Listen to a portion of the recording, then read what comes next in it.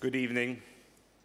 Michael, thank you very much for the introduction, and to the JCA, thank you, I should say, for having me back.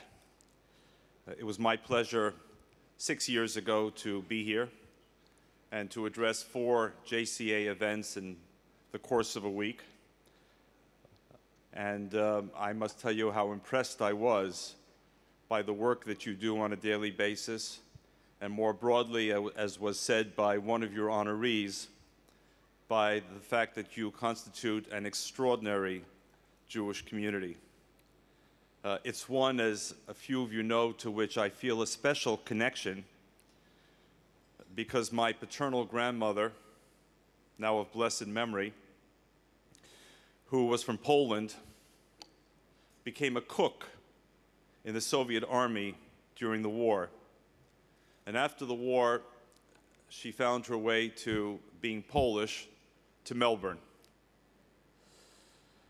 She settled in Melbourne not knowing if her husband and her son were alive. Some years later, she discovered that they were, but they had settled in the United States. And so the issue was put to a vote: Australia or the United States. The United States won.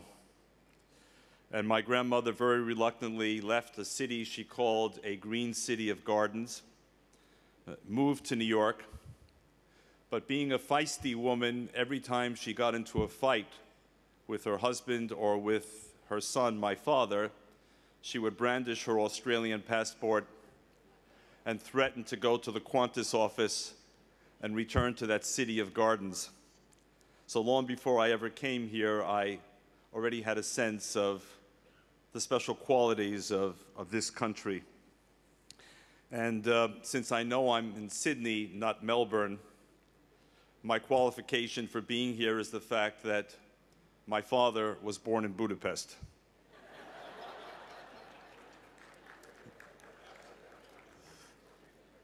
Now, in the United States at least, there is a congenital Jewish disease that, irrespective of what the topic or time of day is, one needs to begin any speech with a joke.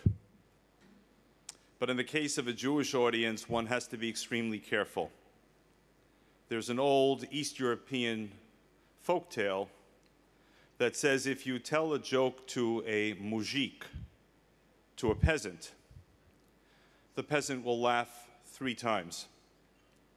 The first time when you tell the joke, the second time when you explain the joke, and the third time when he gets the joke.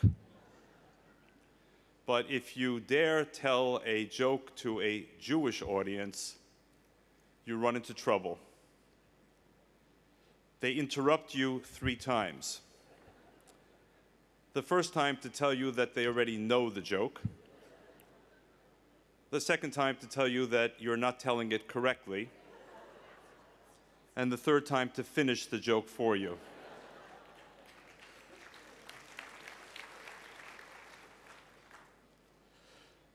So, ignoring my own advice and the advice of that wise folktale from Eastern Europe, there was a couple in New York that had a dog. They loved the dog. They loved the dog to death. It was the most special human in their lives. And then the dog died. And so the couple went to the rabbi of their shul and said, "Rabbi, this is such a special dog that we must have a special funeral service for the dog." The rabbi had had many requests in his life, but none like this. But they pleaded and they pestered and they nudged and they nagged, and finally the rabbi gave in and said, "Let's do the service." And so they convened in the memorial hall of the shul. The rabbi, the couple, a few of their friends. There was the small casket for the dog, and the rabbi began speaking. And as he began speaking, the man and woman began crying and bawling and losing control of themselves. And finally, the rabbi was so powerfully moved watching them as they listened to his words, that he stopped the service and said to them, "You know, I've never seen a reaction in any funeral like your reaction. Can you help me understand what prompted it?" And the woman said, "Rabbi, until you began speaking, I had no idea how much our dog had done for the cause of Israel."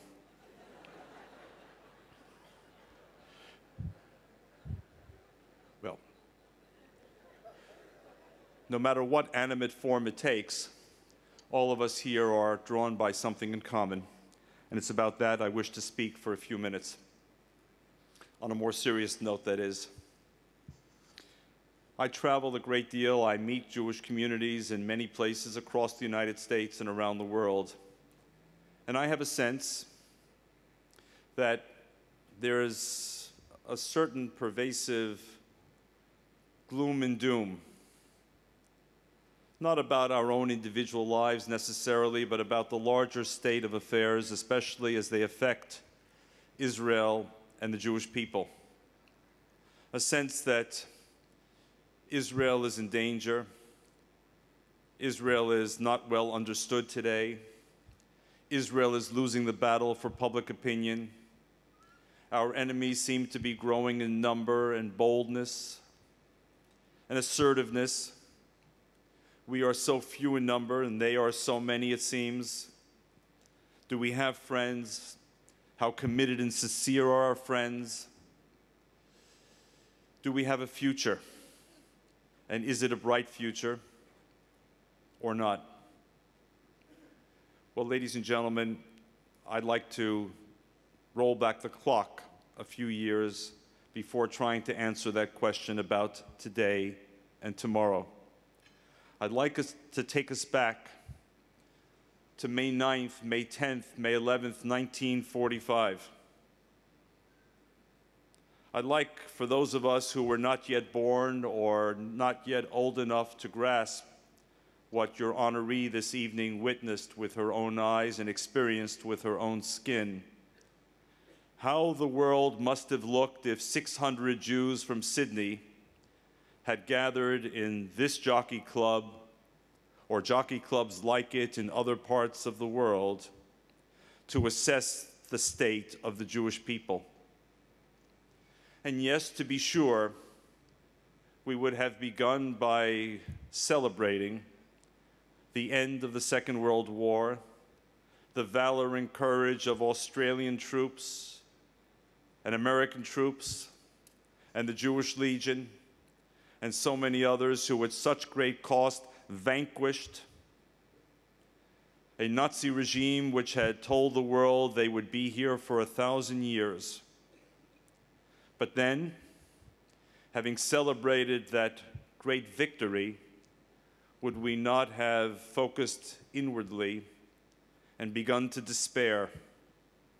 Despair for all the reasons that you in this audience know so very well.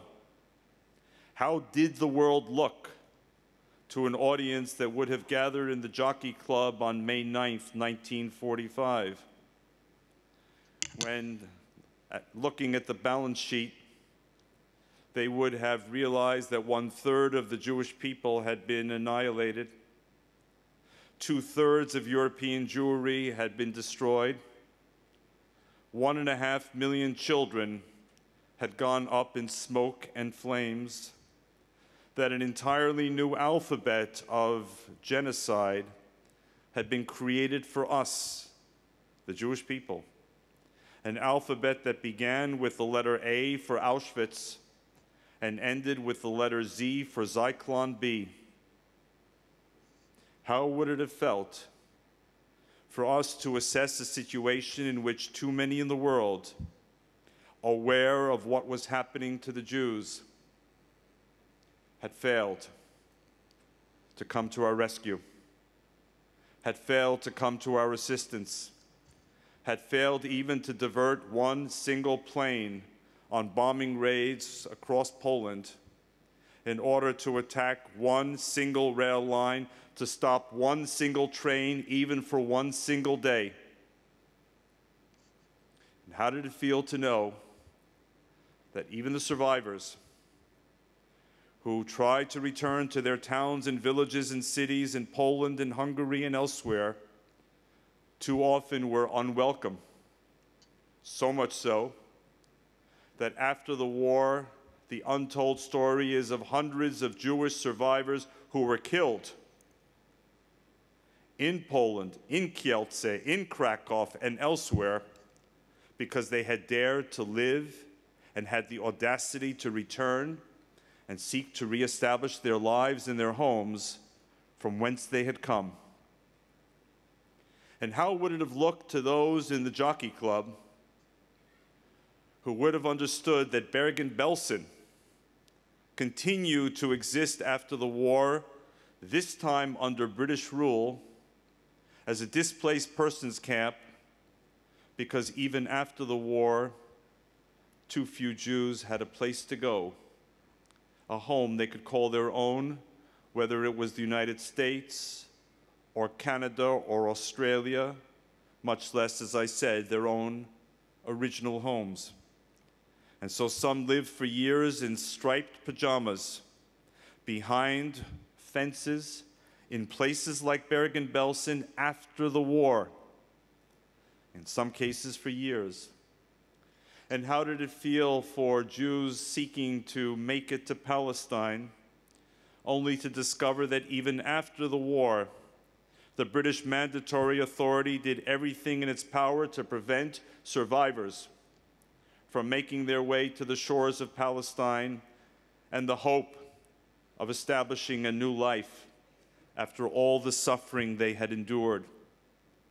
And too often, as we know, ended up behind barbed wire in camps in Cyprus and elsewhere under British rule.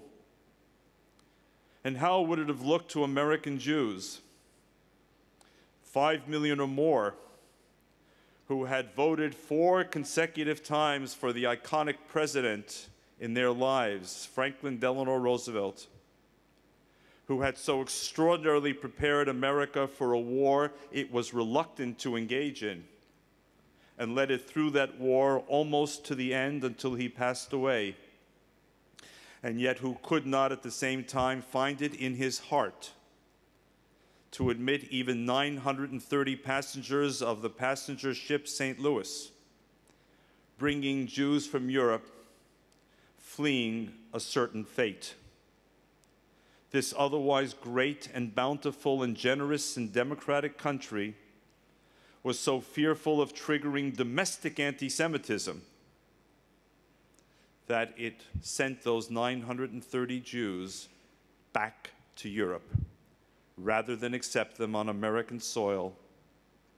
And those 5 million American Jews who had produced over 500,000 soldiers in the American armed forces who served with valor and courage in the war could do nothing, absolutely nothing, to change the mind of the Roosevelt administration. How did the world look? And yet, the story does have a happier ending, doesn't it? It has a happier ending because, notwithstanding all of what I just said and more, the Jewish people found their faith and their footing and took a step forward.